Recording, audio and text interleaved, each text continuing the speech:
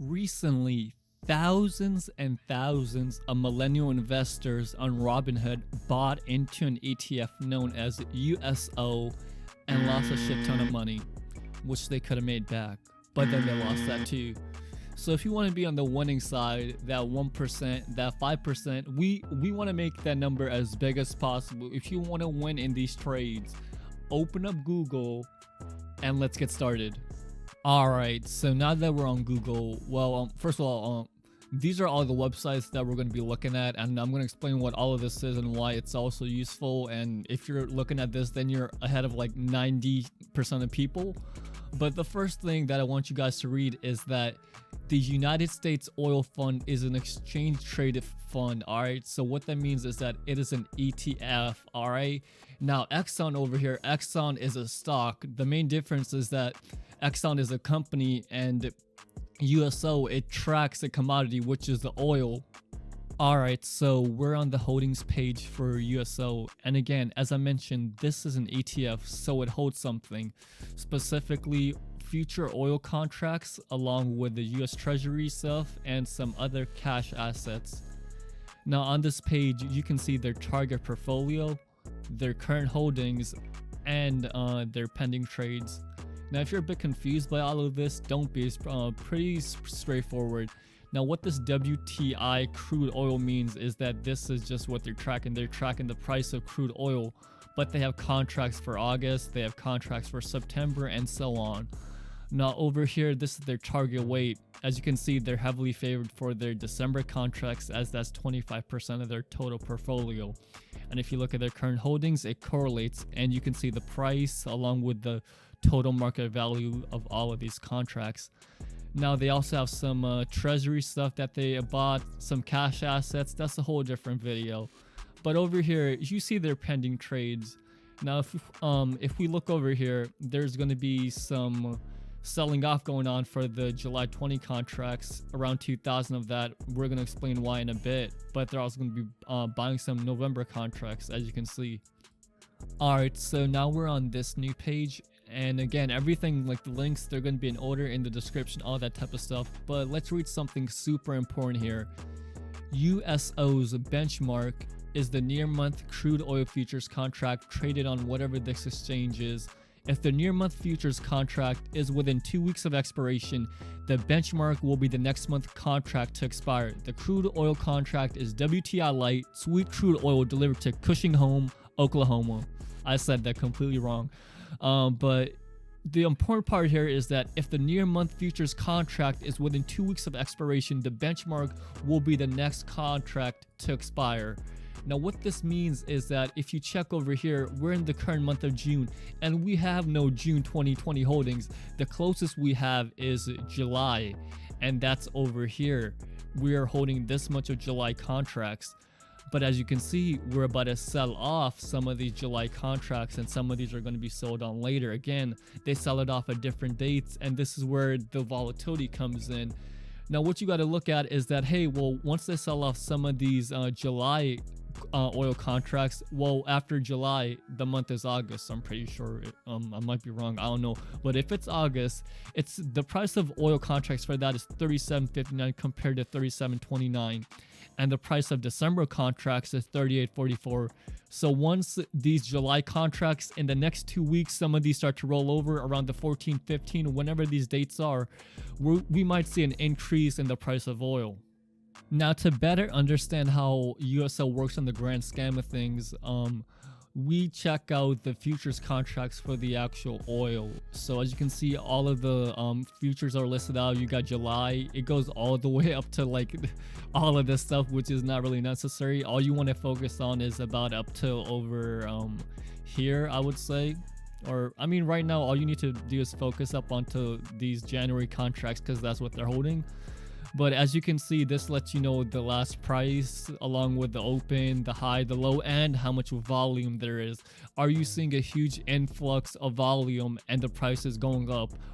Is the price going up solely on the July contracts, or is the price going up for the December contracts? And these contracts are correlated, but you got to check out the averages, all of that stuff.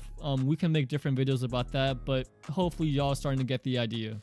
All right, so now we're on one of my favorite websites for looking to trade options or just whether you want to open up a position or not. So what you want to do is go into the search bar and type in USO and click on the first thing. Now over here, this is a chart for the actual price of oil. This is not what we're going to be focusing on. What we want to look at is over here, the 30-day implied volatility. Now, if you guys don't know what options are, you should probably watch some videos on that, so this makes a bit more sense. But the general idea is that puts means that they want the price to go down, and calls means that they want the price to go up. And these are just another form of contracts which people buy and they make money off of. Now, if we look at this over here, as you can see, there's a lot more call volume. It's 4 times that, but as you can see, as we go down into this dip, it starts to lower, which correlates with this dips like sort of happening over here, you could say. And then you see this huge influx of buyers, because once it goes down, they buy it up, they buy it back up. So as you can see, there's an increase over here. Now it's 2,600 call volume to 600 puts. And if you would have bought some today anywhere in this price range, if you would have bought at $26.95, or you would have waited like I do around 12 o'clock every day, it usually dips. I would have bought somewhere around here like 26.80 I would have bought, and then it would have gone to 27.42, and that would have been a good chunk of profit just for today if you had just looked at the volume coming in.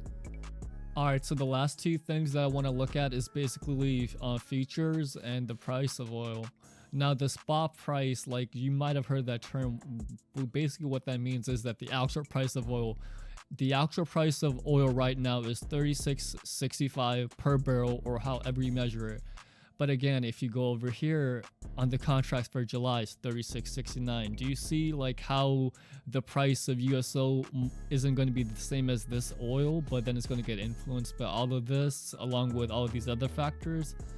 And another thing that you want to pay attention to is the futures. Now, are futures open up right? Yeah, they are.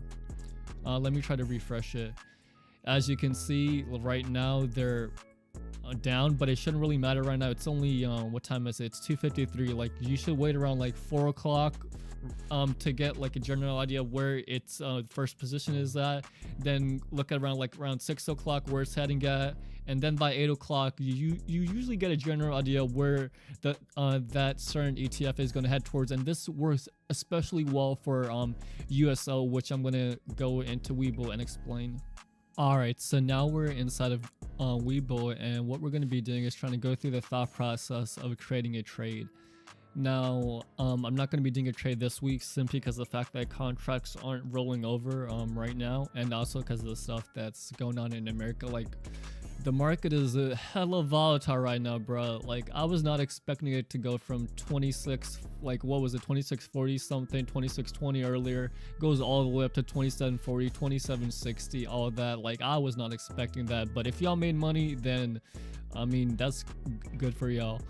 But the one thing that I want to show y'all if you guys are day trading is that if you look at these opens, this always happens, or not always happens, but usually depending on how their trend is, and you got to look at the call volume coming in.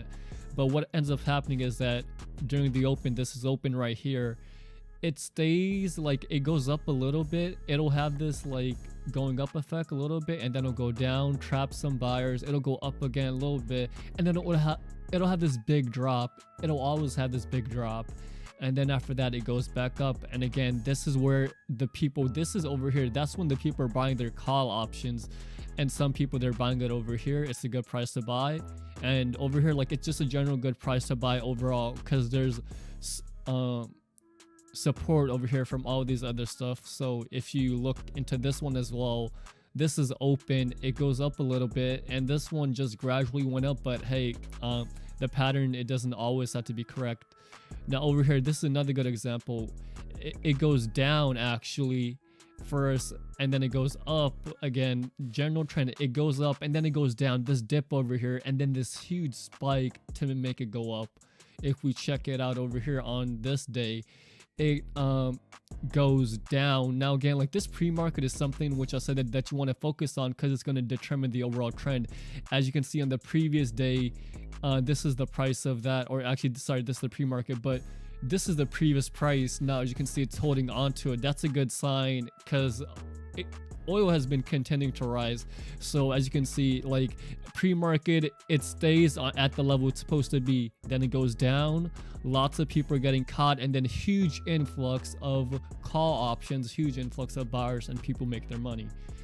If we again go over here to this day over here, open, there's a little bit of a uptrend. As you can see, like it went all the way down to 25.07, so some people might have been scared. Then it goes up to 25.35, and they trap a little bit of people. A huge drop, it goes all the way down to 24.30 actually, but somewhere around here you would have probably bought, because you need some assurance, like you need some support to show you that, hey, it's actually going to go up. And again, it did all the way up to 25.12. And this is a part where you want to be buying at the dip. And again, you can't predict it, but I'm about to show you another one. There's this little bit of rise, and then this huge dip, and then would you look at that, this is where you make your money at. Like it's like you buy these dips over here, and then you make your money over here. Let me see. All right, there we go. All right, so I just put on the Ichimoku clouds like it's an indicator. You can, or you should probably watch a video about this, because it's going to be a lot more helpful if you know what's going on. But again, as I talk about the buy signals, like the call options, it's a buy signal. If you see a lot of call options coming in, as you did for the thing I showed you earlier on, which would be for, if I go back to over here, the 1 minute, there were a lot of call volume, I think around somewhere over here coming in, or somewhere over here coming in. Like people knew what was going on. Like they know that it's going to dip and it's going to go back up. Now the thing is, anybody can like say that, hey, like you like buy over here, and like the thing is, you really can't predict that. So most people, they probably would have bought around here because it's a safe bet, or they would have waited for the dip, they would have waited for some recovery somewhere around here, then bought some options or bought their daily trade or something. Now again, anybody can predict these type of trades. I mean, anybody can say, hey, look, like it's low here, buy high here. Like anybody can say that. So let's focus on the future. All right, now I'm not gonna be buying this week simply because of the fact that the market has been so volatile. Did you see oil? Like I was like, it was at 26.40 something, and then it went to 27.40. Like how does that happen? And especially with what's going on with America right now, the way the market's moving, it's really not a safe bet. So I'm about to wait till the expiration of the contracts come. So that should be somewhere around here. Now you want to look at this gap over here, like how big is it, and compare it to in relation to this gap, you know, like how is this price moving in a certain amount of time, so that way you can exit out of a trade. Because the thing is, most people, they make profit in their trades. It's just that they don't pull out when they need to, or they don't stay in long enough to make some profits.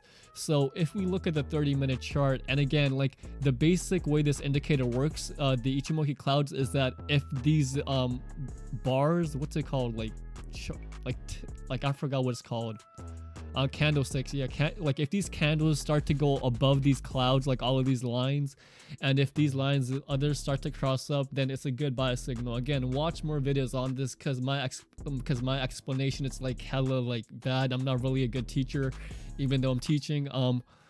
But as you can see, like they always have these huge gap ups, like it's always going up. And again, the general trend is that it goes up, it dips a little, it goes up again, it dips a little, and it goes up again. So I was already predicting it to hit $28 way back over here. It didn't do that. There were some problems, I'm guessing, or not over here. It was actually somewhere around over here. Like I was getting way too ahead of myself, I should say. But basically, like it's like, hopefully you guys can see the pattern, like what I'm pointing at. Maybe I can draw some stuff in here.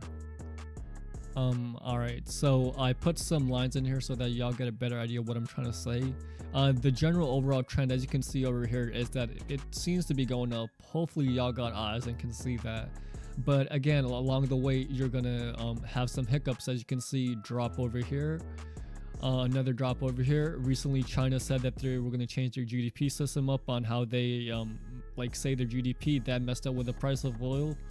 Recently, the riots are going on in America, but the price of oil still rose. Again, this is what's so important. Like, it's like not everything correlates with one thing or another. Like sometimes you have to look at the contracts, like the price of the oil contracts. Then you got to look at the call volume. You got to look at all of that stuff.